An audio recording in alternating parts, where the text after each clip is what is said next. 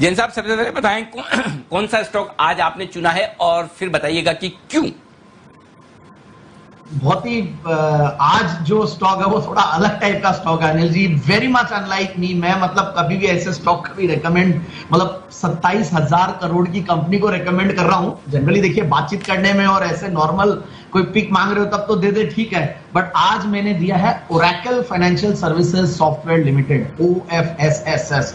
ये पहले मैं इसीलिए नहीं करता था अनिल जी, मुझे बहुत पसंद है कंपनी। पहले इसीलिए नहीं करता था क्योंकि पहले ये FNO में थी, FNO से निकल गई और FNO में भी देखिए इसकी ओपन इंटरेस्ट कभी बनती नहीं थी, इसका बैन में आने का कोई सवाल ही नहीं होता था। तो जैसे कुणाल जी बोलते हैं ना कि ये जैसा आज एवेन्यू सुपरमार्ट्स में मैं सुन रहा था कुणाल जी की कि भाई ये अगर FNO में आ जाएगा तो मेरे रडार से हट जाएगा, वैसा ही मैंने भी ये मेरा एक प्रिंसिपल बना रखा है कि जनरली मैं मतलब लॉन्ग टर्म इन्वेस्टमेंट पिक्स में थोड़ा सा कोशिश करते हैं कि नॉन FNO, बाकी ठीक है जो अच्छे स्टॉक्स है वो तो है ही है। तो बहुत ही और सुस्त कंपनी है, चलती नहीं थी, एकदम सिंपल।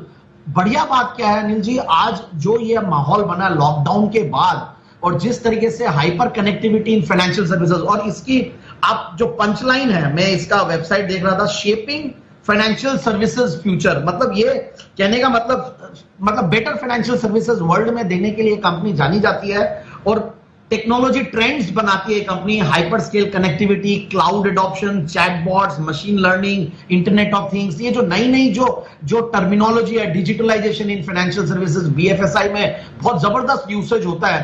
तो ये सब काम ये कंपनी करती है, 160 करीब API इंटरफेसेस देती है अपने क्लाइंट्स को।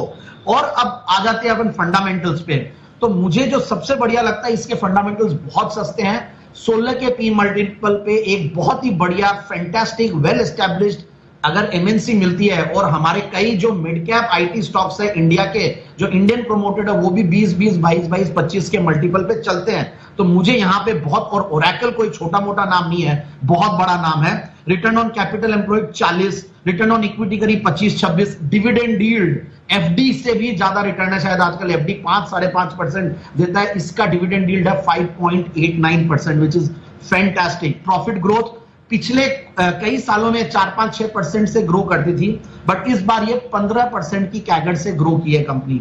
अब OPM पे आ जाते हैं, जबरदस्त OPM, ऑपरेटिंग प्रॉफिट मार्जिन करीब 52% के लगभग, जनरली 45-50 तो रहता ही है। और अगेन दूसरी बात, जून क्वार्टर के रिजल्ट्स को हम देखते हैं, पिछले कुछ दिनों में जो भी मैंने जैन साहब के जेम्स दिए थे, भले जून क्वार्टर खराब भी था तो वो स्टॉक्स चल रहे थे, क्योंकि जून क्वार्टर को खराब मान चुकी है मार्केट की, ये तो ठीक है, बंद था तो चलेगा ही नहीं।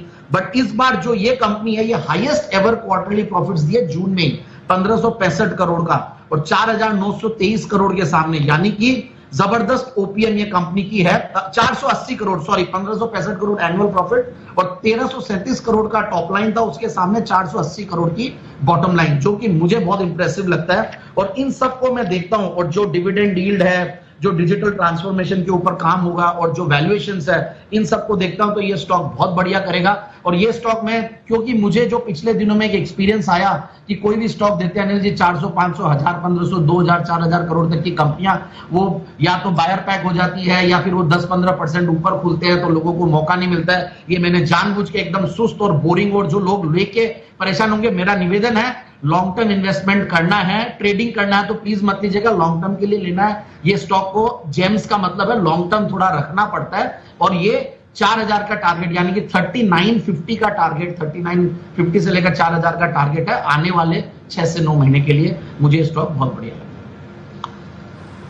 लेकिन जैन साहब आपकी इजाजत हो तो एक दो चीजें मैं इसमें जोड़ना चाहता हूं, क्योंकि इस स्टॉक को मैंने बहुत लंबे समय से ट्रैक किया है इसको, और अच्छे से ट्रैक किया है। एक सबसे बड़ी और इसमें प्लस पॉइंट है इन्वेस्टर्स के लिहाज से, ये एक कभी भी एक डीलिस्टिंग कैंडिडेट हो सकता है, कभी भी डीलिस्टिंग, पहले भी कंपनी डीलिस्टिंग का प्रयास कर चुकी है, असफल रही है, और आगे भी डीलिस्टिंग का प्रयास हो सकता है, क्योंकि ओरेकल है इनके प्रोमोटर, और जाहिर सी बात है कि उन्हें हिंदुस्तान में कोई पैसा तो जरूरत है नहीं जिसके लिए वो लिस्टेड रखे, रेज तो करना होता नहीं, कैश रिच कंपनी है, 50% से ज्यादा के ऑपरेटिंग मार्जिन कहां मिलते हैं इतने सस्ते वैल्यूएशंस पे।